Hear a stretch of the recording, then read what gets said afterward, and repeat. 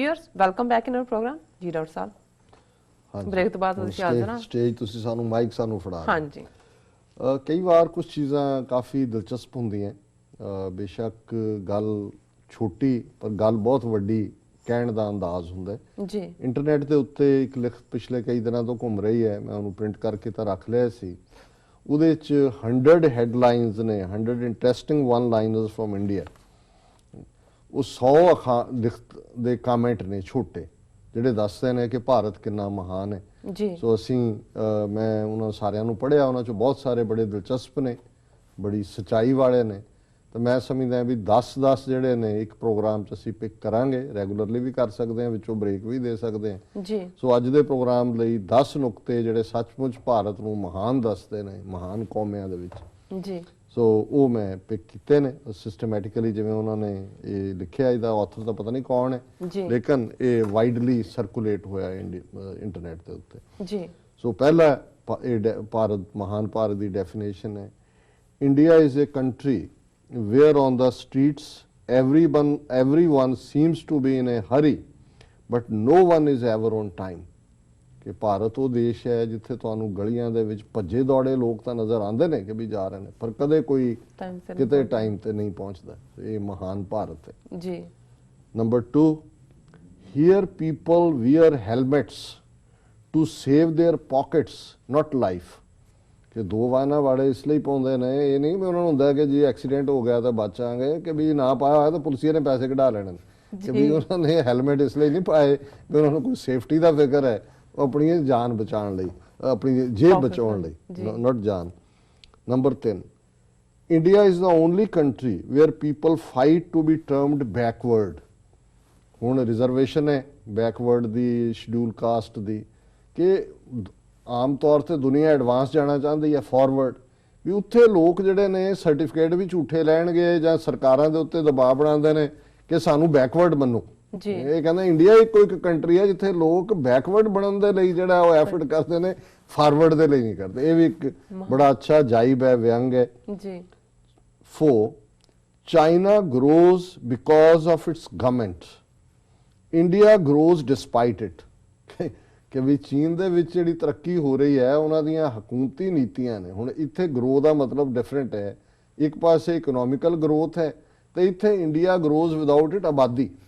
ਜੀ ਇੱਥੇ ਬਿਨਾਂ ਸਰਕਾਰ ਤੋਂ ਹੀ 1 ਬਿਲੀਅਨ 300 ਮਿਲੀਅਨ ਬਣ ਗਏ ਨੇ ਇਹ ਵੀ ਮਹਾਨ ਭਾਰਤ ਦੀ ਖੂਬੀ ਹੈ ਜੀ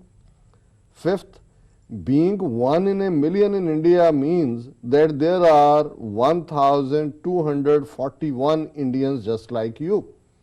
ਜਦੋਂ ਅਸੀਂ ਇੱਥੇ ਕੋਈ ਕਹੇਗਾ ਨਾ ਜੀ ਇਹ ਜਿਹੜੀ ਐਕਸੈਪਸ਼ਨ ਹੈ ਦਿਸ 1 in million ਉਹ ਕਹਿੰਦਾ ਵੀ ਜੇ ਉੱਥੇ 1 in million ਵੀ ਕਹੋ ਫਿਰ ਵੀ 1241ਵੇਂ ਨੰਬਰ ਤੇ ਤੁਸੀਂ ਆ ਜਾਂਦੇ ਹੋ ਇੰਨਾ ਜ਼ਿਆਦਾ ਆਬਾਦੀ ਦੇ ਉੱਤੇ ਇਹ ਸੈਟਰ ਹੈ ਜੀ ਨੰਬਰ 6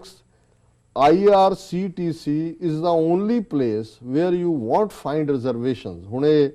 IRCTC ਹੈ Indian railway catering and tourism corporation ਹੁਣ ਟੂਰਿਜ਼ਮ ਦੇ ਲਈ ਤੁਸੀਂ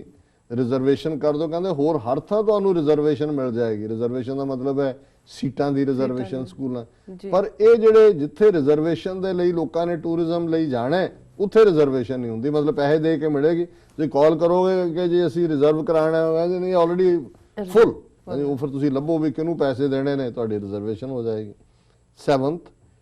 India is not as people keep calling it an underdeveloped country but rather in the context of its history and cultural heritage a highly developed one in an advanced state of decay ਉਹ ਕਹਿੰਦੇ ਨੇ ਕਿ ਵੀ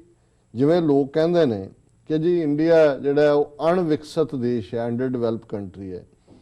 ਪਰ ਤੁਸੀਂ ਇਹਨਾਂ ਦੀਆਂ ਗੱਲਾਂ ਸੁਣੋ ਜਿਵੇਂ ਉਹ ਪ੍ਰਾਚੀਨ ਭਾਰਤ ਸਾਡੇ ਕੋਲ ਪਲਾਸਟਿਕ ਸਰਜਨ ਸੀ ਸਾਡੇ ਕੋਲ ਜਹਾਜ਼ ਸੀ ਜਾਂ ਦੂਜੇ ਉਹਦੇ ਤੇ ਵਿਅੰਗ ਹੈ but rather in the context of its history and cultural heritage a highly developed one ਕਿ ਜੀ ਤੁਸੀਂ ਤਾਂ ਪਹਿਲਾਂ ਹੀ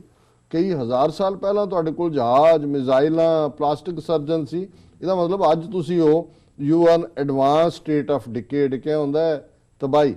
ਖਾਤਮੇ ਵੱਲ ਇਹਦਾ ਮਤਲਬ ਵੀ ਤੁਹਾਡੇ ਖਾਤਮੇ ਦੇ ਅਖੀਰਲੇ ਦਿਨ ਚੱਲ ਰਹੇ ਨੇ ਐਡਵਾਂਸਮੈਂਟ ਤੁਸੀਂ ਪਹਿਲਾਂ ਹੀ ਕਰ ਰਹੇ ਸੀ ਪਹਿਲਾਂ ਹੀ ਬੜੇ ਇਹ ਵੀ ਉਹਦੇ ਤੇ ਵਿਅੰਗ ਹੈ ਜੋ ਇਹ ਝੂਠੇ ਕਲੇਮ ਕਰਦੇ ਨੇ 8th The frustrating thing about India is that whatever you can say rightly about India, the opposite is also true. Bharat ਦੀ ਖਾਸੀਅਤ ਇਹ ਹੈ ਕਿ ਵੀ ਤੁਸੀਂ 4 ਆਰਗੂਮੈਂਟ ਕਿਸੇ ਗੱਲ ਦੇ ਹੱਕ 'ਚ ਦਿਓ, ਲੇਕਿਨ ਉਹਦੇ 'ਚ ਤੁਸੀਂ 4 ਹੀ ਬਰਾਬਰ ਦੇ ਲੱਭ ਲਓਗੇ, ਜਿਹੜੇ ਉਹਦੇ ਵਿਰੁੱਧ ਵੀ ਜਿਹੜੇ ਨੇ ਉਨੇ ਹੀ ਕਾਮਯਾਬੀ ਦੇ ਨਾਲ ਦਿੱਤੇ ਜਾ ਸਕਦੇ ਨੇ ਜੀ। 9th, in India you don't cast your vote, you vote your caste।